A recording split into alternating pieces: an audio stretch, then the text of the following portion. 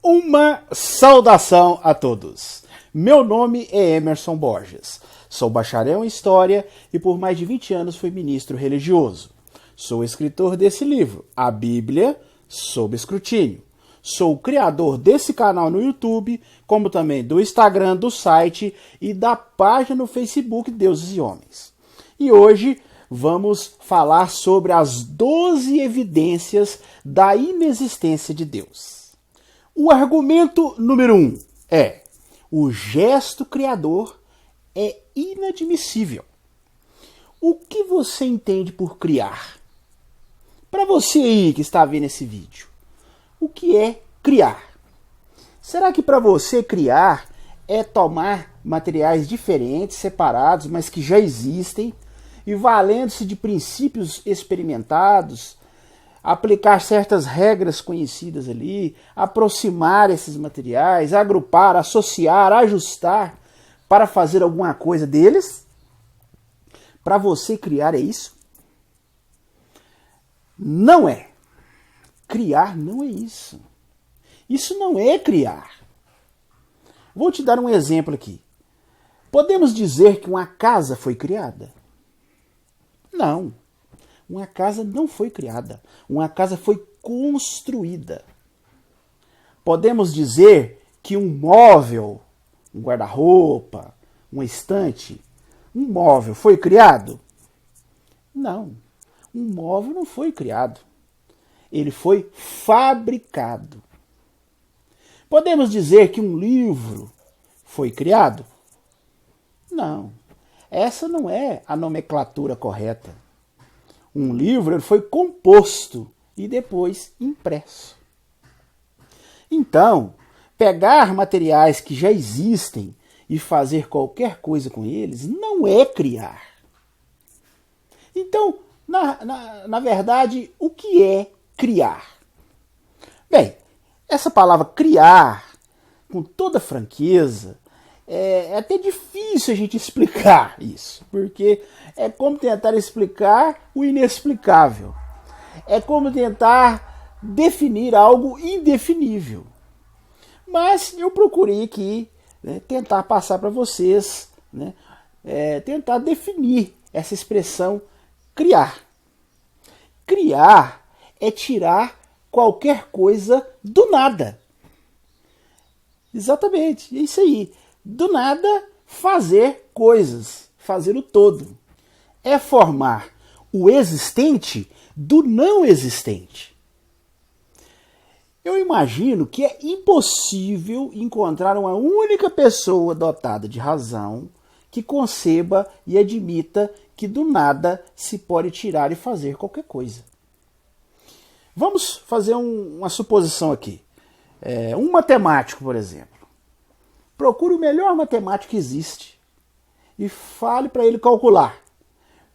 Peça para ele, diante de uma lousa, escrever zeros e mais zeros. E desses números zeros, peça a ele para começar a fazer contas. Somar zeros com mais zeros, dividir com zeros, multiplicar com zeros, dividir com zeros, trabalhar somente com o número zero. Eu pergunto a vocês, desse cálculo, há a mínima possibilidade de surgir apenas uma unidade? Há a possibilidade desse resultado dar algo que não seja zero? Com o nada, nada se pode fazer. Do nada, nada se obtém. Isso é muito simples. Qualquer pessoa é capaz de entender isso. É por isso que a famosa frase de Lucrécio, nada surge do nada, é de uma certeza, é de uma evidência manifesta. Portanto, o gesto criador é um gesto impossível de admitir. É um absurdo. Criar, na realidade, é uma expressão místico-religiosa que foi criada, que pode ter algum valor aos olhos das pessoas que gostam de crer naquilo que não compreendem. Mas nós devemos convir que a palavra criar é uma expressão vazia de sentido para todos os homens cultos e sensatos. Qualquer pessoa que tem um mínimo de lógica, de raciocínio, de razão, ele entende que esse gesto criador, né, conforme os religiosos colocam, ele está totalmente fora da realidade. Ele é impossível. Consequentemente, a hipótese de um ser verdadeiramente criador, quer dizer, um ser que cria as coisas do nada, é uma hipótese que a razão repudia. O ser criador, ele não existe. Ele não pode existir, porque não há lógica nisso, de uma pessoa criar algo do nada. As pessoas criaram essa expressão, os religiosos, para tentar explicar algo que eles não entendem. Simples assim. É o famoso Deus das lacunas. Visto que o ser humano ainda não tem condições de entender como foi a origem das coisas, eles passaram a criar essa expressão, o Criador, a criação. Eles inventaram um Deus que passou a criar tudo como num passe de mágica, como um truque mágico. Ele pegou a varinha mágica lá e pá, apareceu as coisas. Tá, apareceu o universo. Tá, apareceu o planeta. Pá, apareceu o ser humano. Essa é uma explicação simplória, infantil, e uma explicação que na realidade não explica absolutamente nada. É simplesmente uma explicação mágica que o ser humano inventou para tentar preencher uma lacuna que ele não entende. O argumento número 2 é: o puro espírito não podia determinar o universo. Para aqueles que, mesmo depois do argumento número 1, de que o gesto criador é impossível, mesmo para aqueles que insistem, não, mas tem que ter, é a única explicação, mesmo para esses que, diante de todo o raciocínio que nós já fizemos no primeiro argumento, eles obstinadamente querem admitir a possibilidade desse termo criação, quer dizer, alguém criar algo do nada, e mesmo que seja impossível atribuir isso a um Deus, seja qual for, mesmo que seja inventado pela mente humana, a razão mostra que isso é impossível. Mesmo assim, suponhamos, vamos admitir aqui, minimamente, só para o raciocínio aqui nosso, vamos admitir que esse suposto Deus cristão, ele criou as coisas tudo a partir da mágica, a partir do nada. O Deus deles é puro espírito. Portanto, é impossível sustentar que o puro espírito, quer dizer, o imaterial, tenha podido determinar o universo, que é material.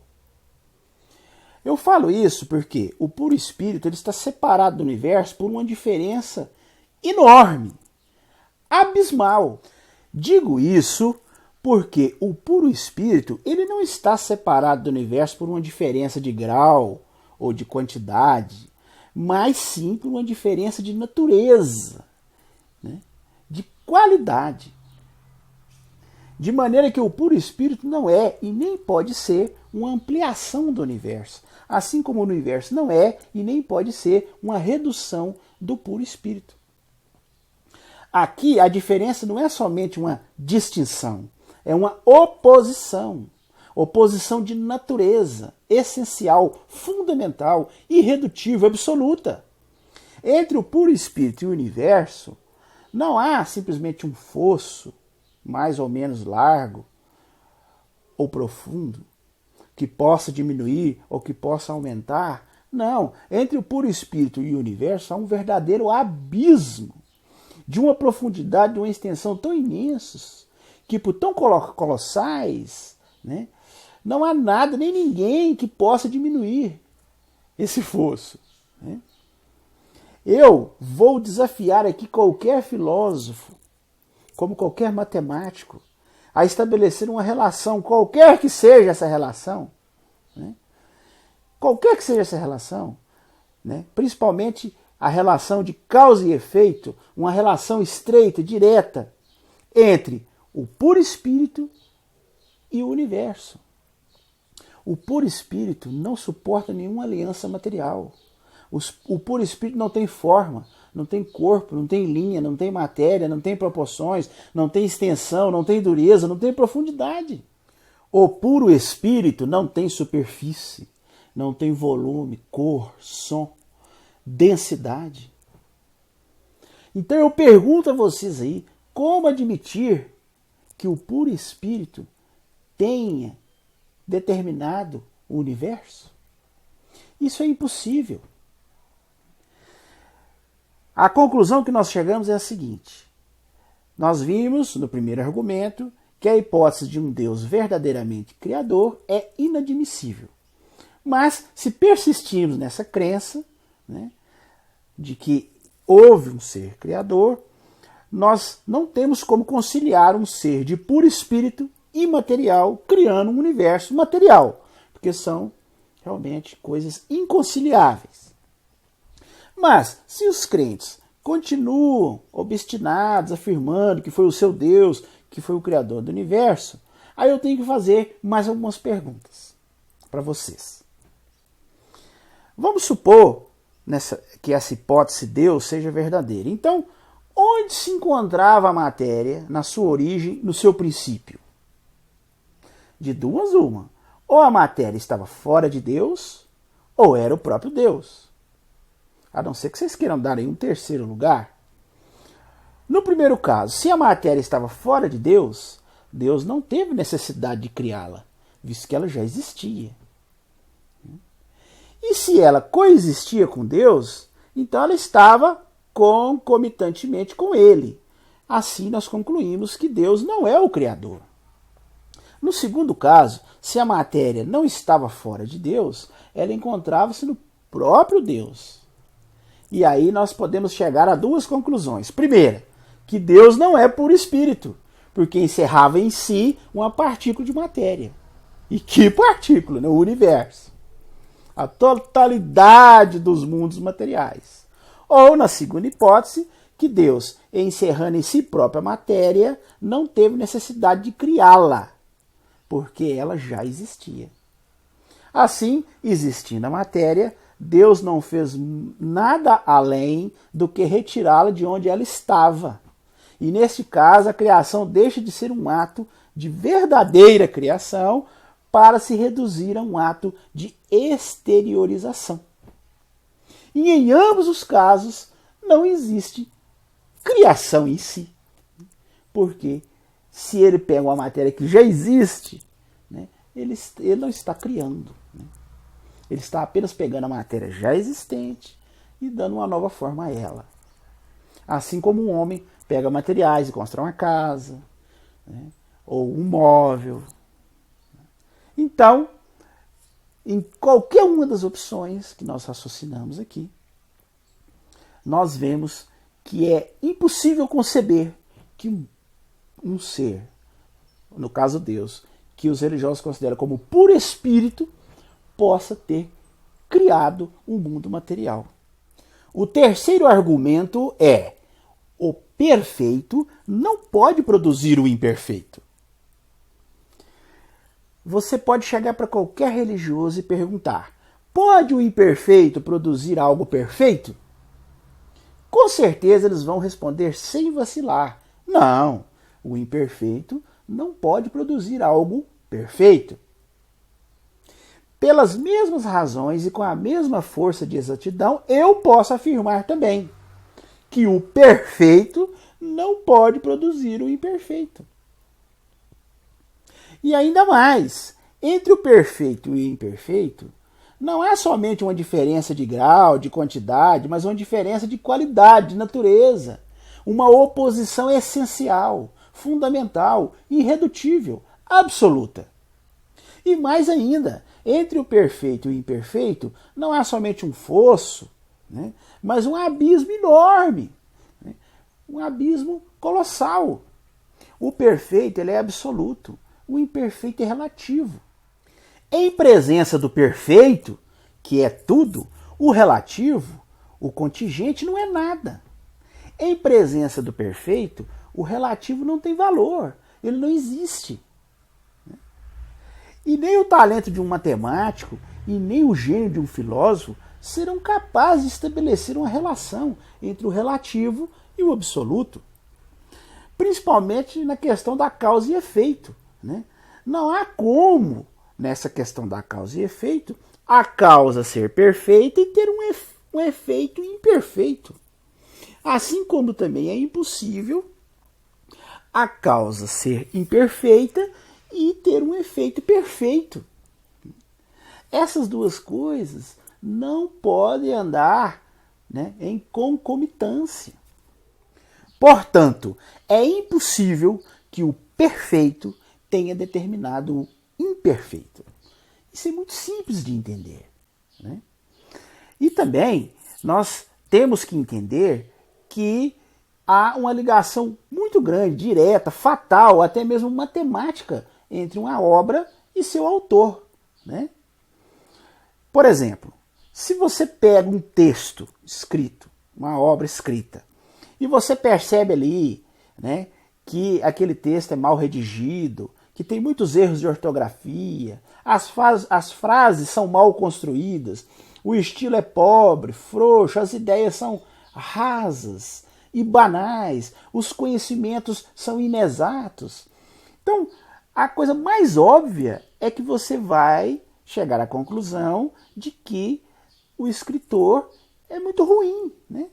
Esse livro foi escrito por um péssimo escritor. Jamais ele poderia ter sido escrito por um mestre da literatura. É como diz aquele velho ditado: pelos frutos se conhece a árvore. Então, nós com certeza, sem a menor hesitação, iríamos dizer: isso aí é uma obra de um aprendiz, de uma criança, porque com certeza se conhece o artista pela sua obra. Não temos a menor hesitação em dizer isso. E, voltando esse raciocínio para a criação do universo, né, podemos chegar a essa mesma conclusão. Às vezes alguns religiosos podem dizer assim: mas a natureza é bela, o universo é grandioso. Né? Realmente, eu até tenho uma certa admiração pelos esplendores, as magnificências, os espetáculos grandiosos que o universo nos proporciona, né? Como supernovas, buracos negros, né? Estrelas, galáxias. Né? O cosmos realmente, a gente observar o cosmos, a gente fica impressionado com a sua grandiosidade. Né? Até mesmo a natureza, observar as coisas, a gente realmente vê, né, que são coisas que têm assim, uma certa grandiosidade. Agora, não podemos dizer que é uma obra perfeita. Essa é a questão. Né? Por maior que seja a obra, eu não posso me atrever a afirmar que o universo é uma obra sem defeitos, irrepreensível, perfeita. E eu não acredito que haja alguém que me desminta nisso. Né? Realmente o universo é uma obra imperfeita. Né? Há colapso no universo, né? As galáxias, as estrelas estão sempre entrando em convulsões, né? Estrelas estão morrendo, explodem em supernovas, né? E causam efeitos catastróficos, colapsos, né? Os buracos negros.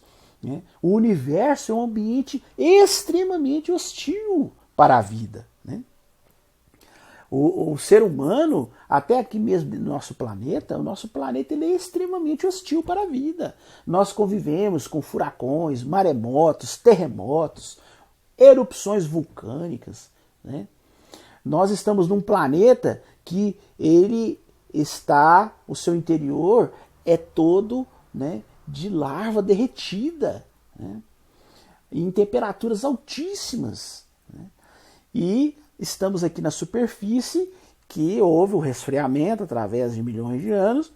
Então estamos aqui vivendo na superfície, mas é uma superfície que a qualquer momento ocorre terremotos, erupções vulcânicas. É uma superfície extremamente sensível. Nós estamos como que numa casca de ovos, né? A crosta terrestre, a qual nós vivemos em cima, ela em comparação com o planeta, ela é muito pequena, muito fininha. E essas crostas são rachadas. E onde há esses rachamentos é que há o encontro das placas tectônicas.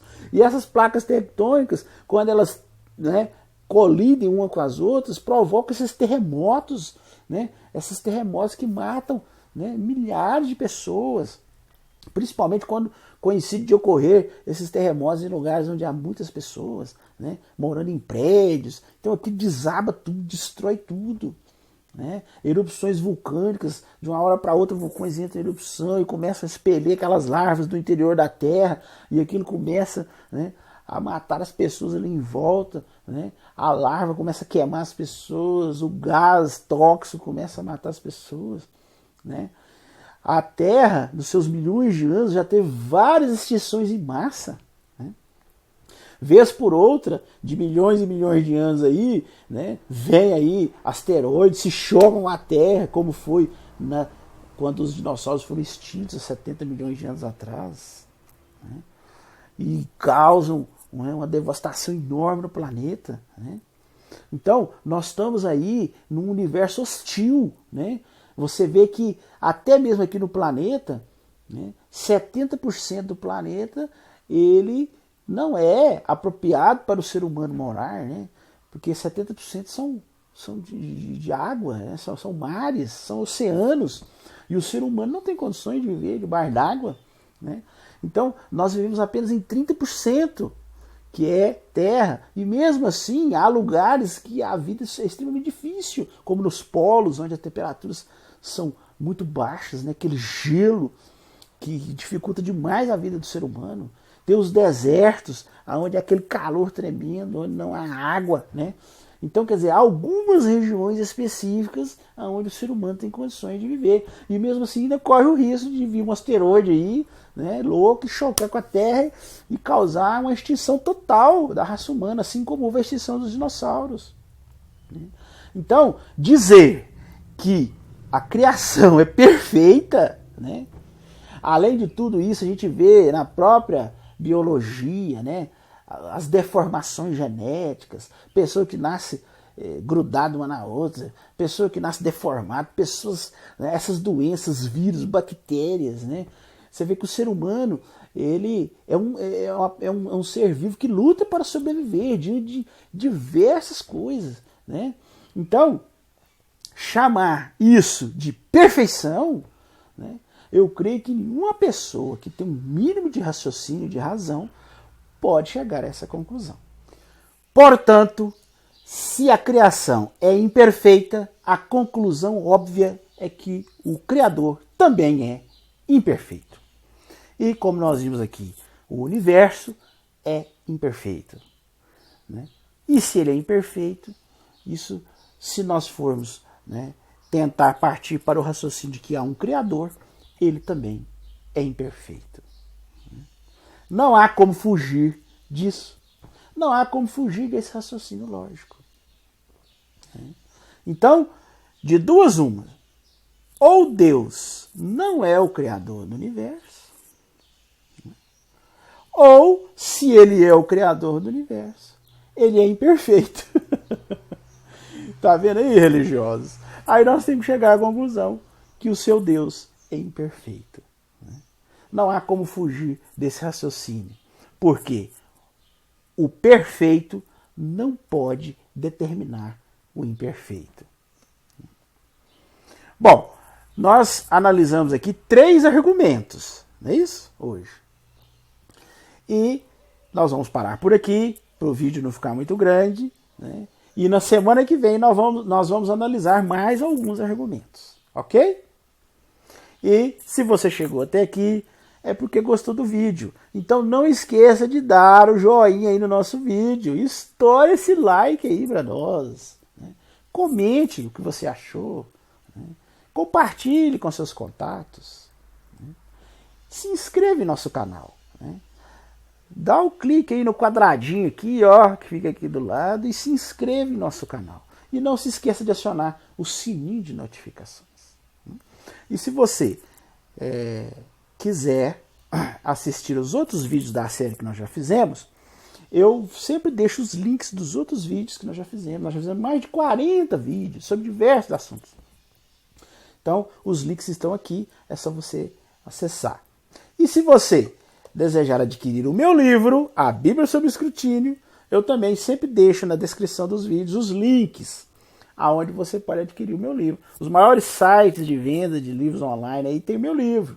Livraria Cultura, Saraiva, Submarino, Lojas Americanas, né? E até mesmo no meu próprio site. Você pode comprar o meu livro diretamente do meu site www.deushomens.com.br. Acesse aí o nosso site, você vai ver muitas matérias interessantes, você vai ver notícias, né? Você vai ver cartoons, vídeos, né? E também você pode adquirir o meu livro no meu site. Ok? Então, se você gostou do vídeo e quer saber as outras evidências que eu falei, né? São 12 evidências da não existência de Deus. Nós vimos aqui 3. Né? Se você quiser saber mais, então semana que vem, né, nós vamos lançar mais algumas evidências, vamos explicar mais alguns argumentos para vocês. Ok? No mais, eu desejo uma boa semana a todos e até o nosso próximo vídeo.